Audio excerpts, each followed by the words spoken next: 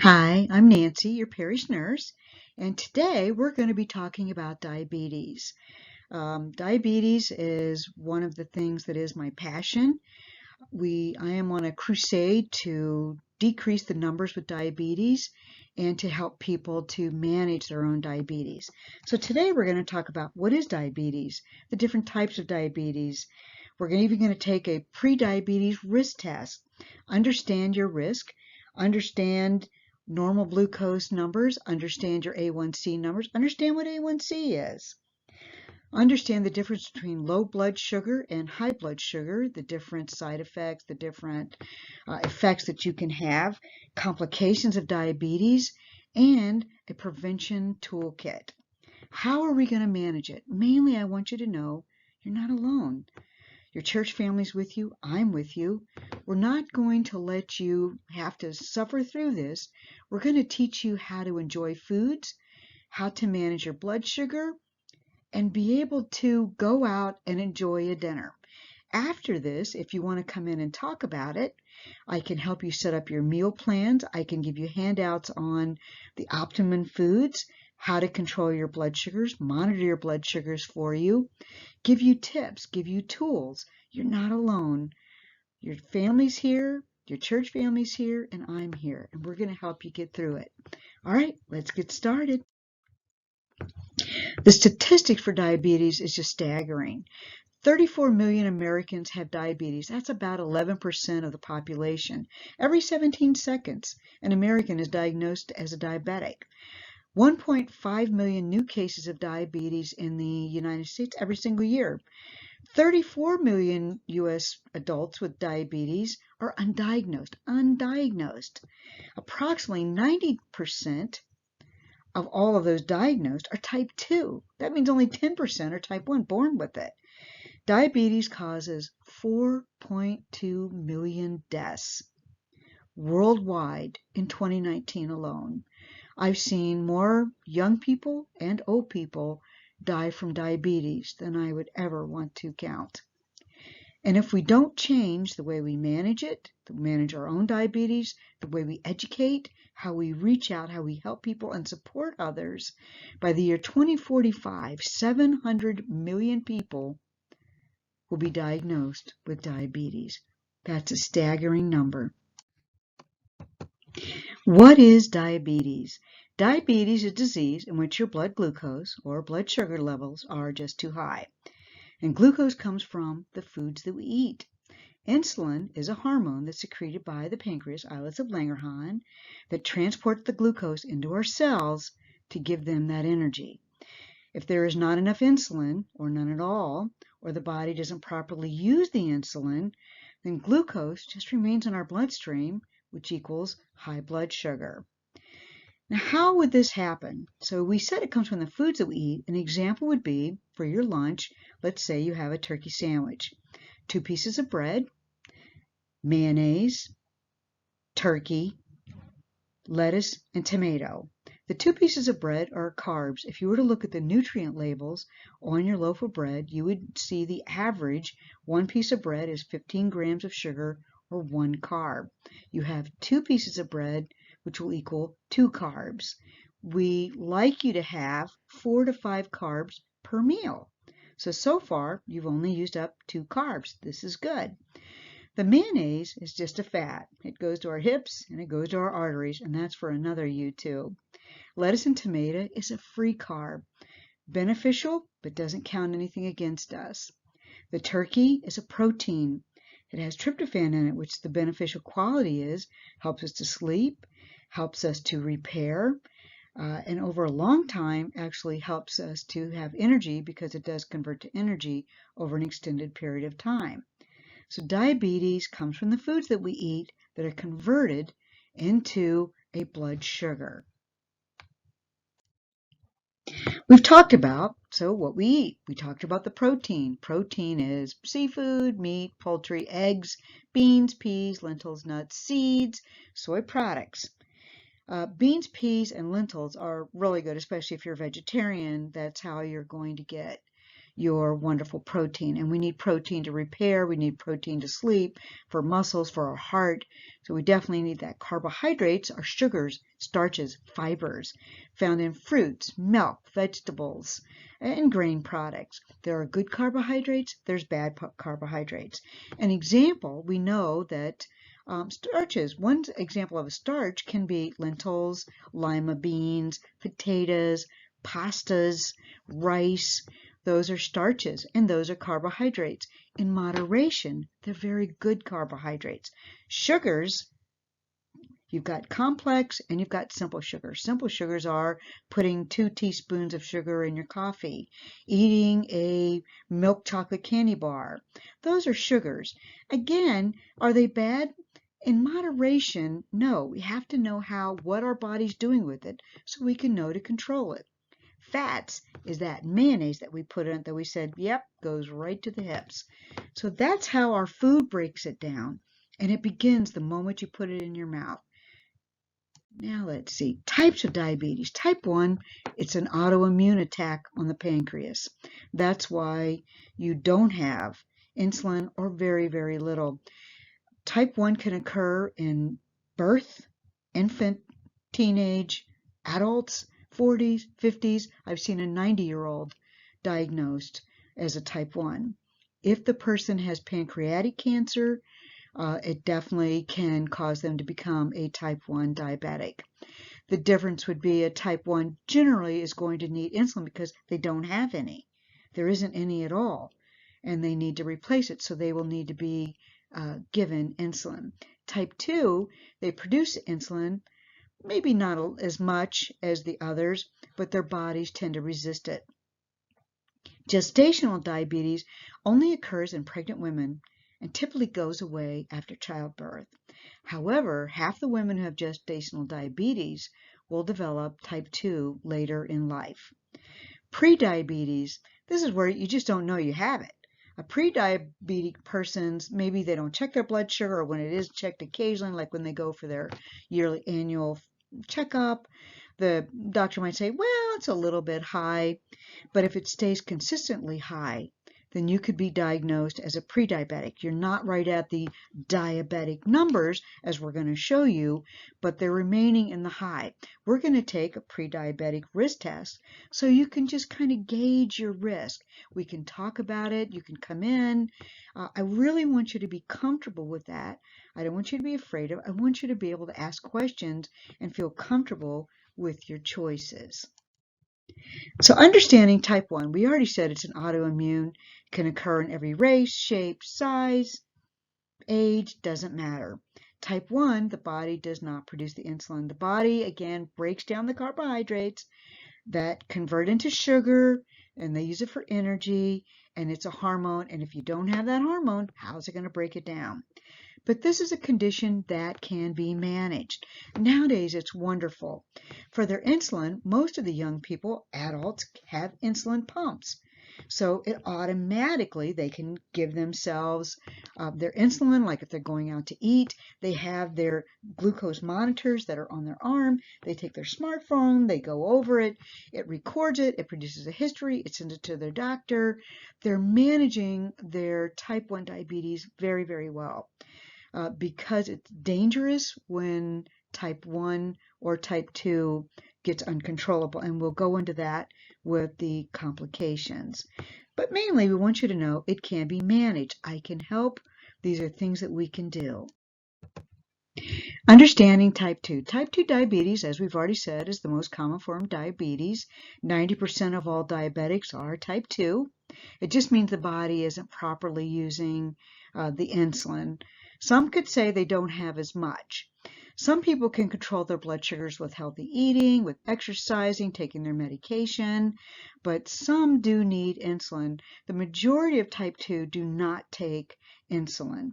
Those that have it uncontrolled, that their A1C is out of control, the doctor may prescribe insulin to control type 2, but generally not. A key part of managing type 2 is managing a healthy diet and just keep moving. Exercise, exercise, exercise. The other key to managing type 2 diabetes is to find foods that make you happy and make you full. If you don't, then you have a tendency to not watch what you eat, to eat foods that are not recommended for a diabetic diet. Then you're going to feel frustrated, you're going to feel angry, you're going to then become a comfort eater. Depression can set in. So we really want to be able to find you foods that fit your lifestyle, your diet, and that make you feel happy and make you feel full. So you can come in, we can talk about it, we can make a menu for you. I have some handouts. There's things that we can do to help you stay on the right track. Understanding gestational diabetes, it doesn't mean that you had diabetes before you conceived or that you'll have diabetes after you give birth. It does mean that by working with your doctor, you can have a healthy pregnancy and deliver a healthy baby. We don't know what causes the gestational diabetes. We do know that the placenta that supports the baby as it grows, sometimes hormones block the action of the mother's insulin to her body, and it causes a problem called insulin resistance. Usually it's because the baby is larger. For example, my daughter was 9 pounds 11 ounces. I am 4'10". I weighed about 90 pounds at the time. The very large baby, they feel, caused me to have gestational diabetes. When she was born, her blood sugar was a little high in the beginning, but it quickly went down by the time I was able to take her home. Now she's 50, so things have changed since then. They monitor very, very carefully. This insulin resistance makes it hard for the mother's body to use the insulin. The key is to act quickly. Your doctor is going to stay on top of this. Your doctor is going to monitor your blood sugars. They're going to see your potential for gestational diabetes, the size of the baby. The doctor is going to work very closely with you to make sure that you have a healthy baby and that you remain healthy yourself. So it's something, if you have questions about it, please come in. I have lots of handouts. We can talk about it. The main thing is I don't want you to be nervous or apprehensive or not have answers. These we can get for you. Understanding prediabetes. It's not technically diabetes. It is a precursor to diabetes. The difference is a prediabetic has the potential to prevent a full-blown type 2 diabetes by changing their lifestyle, healthy eating, exercising, stress management, and talking with a doctor. It is called the silent epidemic. We're going to go to the next slide, which we're going to take the pre-diabetic risk test that's going to gauge your risk factor for being a pre-diabetic. The pre-diabetes risk test is one page. It has a list of questions where you score yourself with a goal to be a score of less than 5. Less than 5 means you're not pre-diabetic. 5 or greater means you have a risk for pre-diabetes and a high risk for diabetes. We'll just go through these questions. I have a hard copy of this in my office. You're welcome to come in. We'll go over it. If you'd rather have it mailed to you, I'll mail it to you. The questions are, how old are you? If you're younger than 40, give yourself 0. 40 to 49, 1. 50 to 59, 2. 60 and above, 3. That's me. Are you a man or a woman? If you're a man, 1 point. Woman, 0. If you're a woman, have you ever been diagnosed with gestational diabetes? Yes equals 1. No equals 0. Do you have a mother, father, brother, sister, cousin with diabetes? 1 if yes, 0 for no. Have you ever been diagnosed with high blood pressure? 1 for yes, 0 for no. Are you physically active? 0 for yes, 1 for no. And what is your weight category? The weight category is based on this chart. And for example, it's based on your height and your weight. I'm 4'10". I weigh 113 pounds.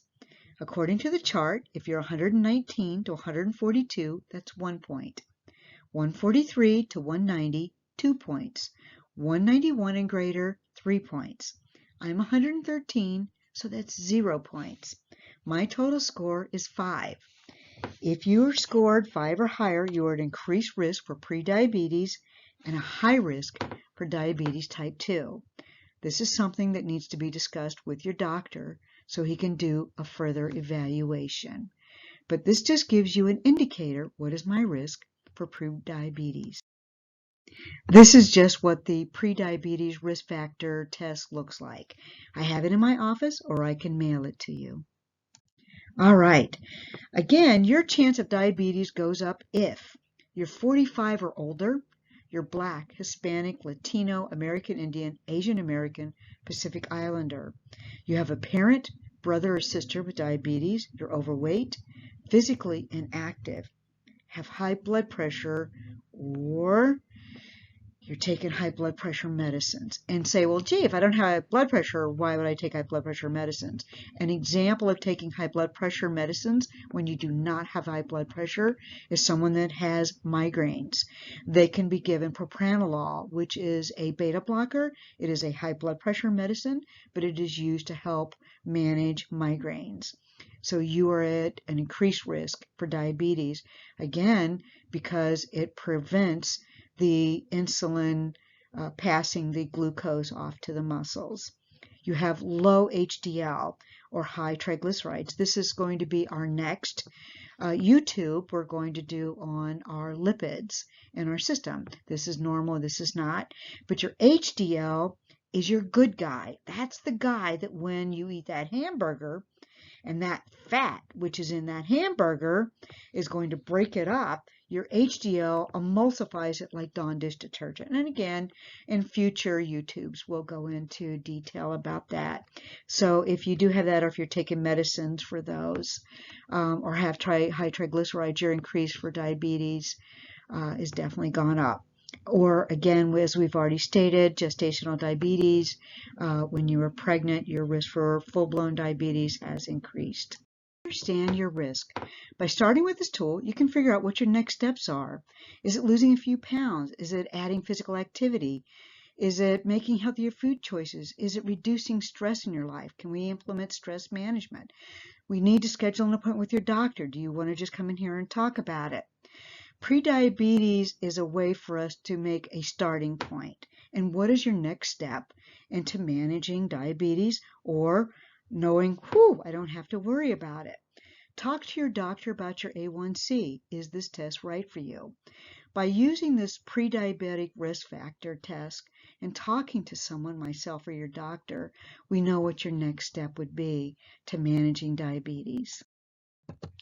A1C is a simple blood test that gives you an average of your blood sugar levels over the last 2 to 3 months. It gives you a gauge of how great your risk is for developing diabetes. So 4.6 to 6.0 equals normal, 5.7 to 6.4 equals pre-diabetic, 6.7 and above is diabetic. The optimum range for a diabetic adult and a child is 7.0 to 7.5. When the blood sugar level, your A1C, is greater than the 7.5, it has to be managed quickly to prevent complications from occurring.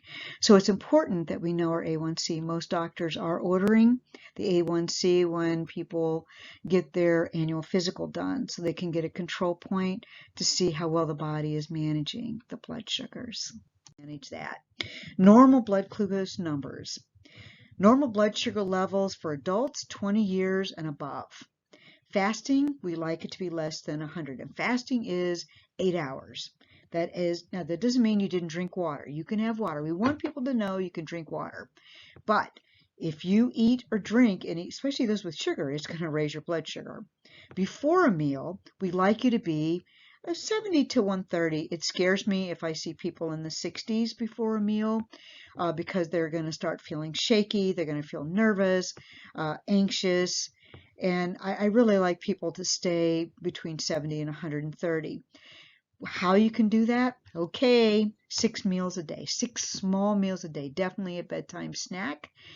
Because, again, that fasting, if you check it first thing in the morning before you have your breakfast, we really can tell. But if you have a nice bedtime snack, that is going to help your body to maintain a level blood sugar. Your body is very busy at night. Your metabolism at work healing, breaking down. You're not just laying there.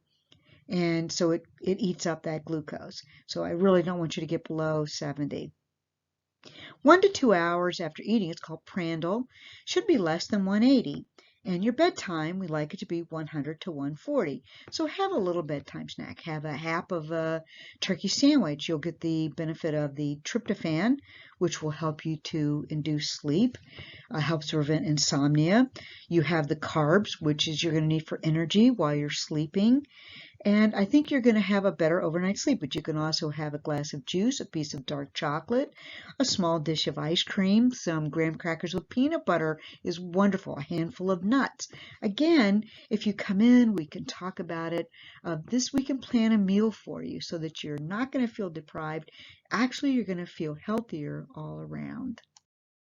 Symptoms of high blood sugar and low blood sugar. Hypoglycemia is low blood sugar. Hyperglycemia is high blood sugar. With low blood sugar, that means that you don't have any energy in there. You're going to be sweating. You're going to be fatigued. You might be dizzy, confusion, feeling very weak, blurred vision, pale, increased appetite, convulsions, which that's towards the end of it. The lowest blood sugar that I've seen was 40, and the patient did not make it, and she did have convulsions, and she did actually go into a coma. So we want to make sure we don't let you get to that point. Everyone has had hypoglycemia at some point in their life. You've gone too long between a meal. You're going to feel shaky. You're going to feel cranky. You're going to feel jittery.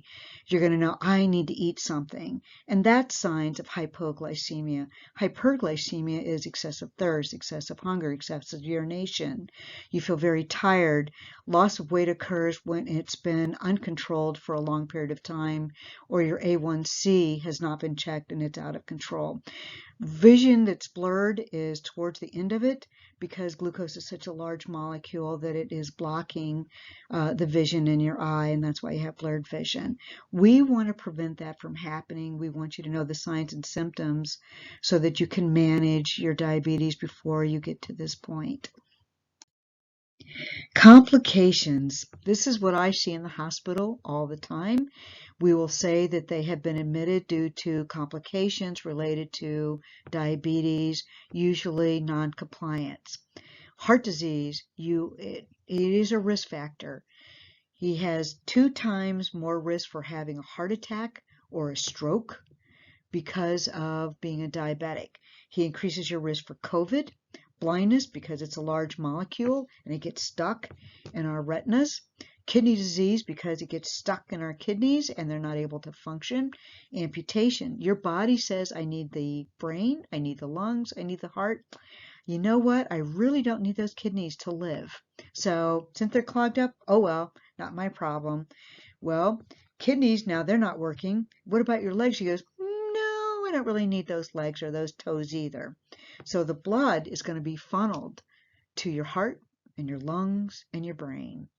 And now you're going to have neuropathy, pain in your feet, tingling, burning, difficulty walking. We want to prevent that from happening. So let's talk about how we can manage our blood sugars to not get to that point. Because if blood flow does not get to your extremities on a regular basis, what's going to happen is it's going to die. It's going to cause necrosis, and we will amputate the toes, the foot, and the legs. Gum disease, depression. Depression is prevalent with diabetics. Part of it is because they feel deprived with their meals. Part of it is because they now have to manage it. Part of it is because it bogs our systems down and they are not able to function to their full capacity. Complications develop over a long period of time without any symptoms. You don't even know it. So early treatment can prevent and delay these diabetes-related complications. Again, I want to encourage you, let's come in, let's talk about it, let me help you so that we can prevent this from happening. This slide is how uncontrolled diabetes damages your body. It affects your brain, cerebral vascular disease, which is a stroke, eyes, diabetic retinopathy, blindness, diabetic macular edema, cataracts, glaucoma, the teeth, tooth decay, cavity, gingivitis, periodontitis, heart. Diabetes is the leading cause of heart disease. Nerves, polyneuropathy. Polyneuropathy, you have nerves that go in your feet, in your hands, in your neck. If the diabetes is uncontrolled, it will damage those nerves. You'll begin to have pain, weakness, tingling, burning, and it's called polyneuropathy. Kidneys, if the diabetes damages our kidneys, we get diabetic nephropathy. We could end up having to be on dialysis because our kidneys are no longer functioning. These are real damages that can affect your entire system. That's why we need to control your diabetes and your blood sugars. Prevention toolkit. You're going to follow a healthy eating plan. You're going to be physically active. You're going to walk, you're going to run, you're going to ride your bikes, you're going to swim, you're going to dance, you're going to do yoga, you're going to sit in your chairs, you're going to lift your legs, lift your arms. You're just going to rejoice. You're going to take your medications as prescribed. You're making an appointment with your doctor, your healthcare team, or with me. We're going to help you manage it. We're going to monitor your blood pressure. We're going to monitor your blood sugars. We're going to give you a menu plan. And most of all, manage your ABCs. Get your A1C test done so we can see how your body is processing glucose over a 2 to 3 month period. Try to keep your blood pressure less than 140/90. Control your cholesterol levels and stop smoking or don't start. We're going to help you manage it, I promise. As I hope this presentation has provided you, is to let you know that you are in charge and that you're not alone. Remember, you're in the driver's seat when it comes to managing your diabetes. You control what you eat, your physical exercise, taking your medication, checking your blood sugar, checking your blood pressure, managing stress, talking with your healthcare team. All of these things are designed to help you to move in the right direction. When you feel discouraged or frustrated, don't give up. Your support team is here to help you to manage. And who is your support team? Your family, your friends, your church family, your pastor. Pastor Brooke is the most supportive person I think I've ever met, and your parish nurse. We're all here for you to help you to manage. You're not alone. Your parish nurse is here for you. That's what I wanted to convey most of all. I'm here usually Tuesdays and Thursdays, 9 to 2. I can help you with menus, food choices, exercise programs, relaxation, carb counting, check your blood pressure, check your blood sugar. We can address your questions, your concerns. My phone number at the church is 440-331-0834, option number 4. If I'm not here, leave a voicemail. It'll go to my email, and I'll get back to you as soon as I can. Most of all, I want you to know I'm here to help. And thank you for letting me present this to you. Have a great day.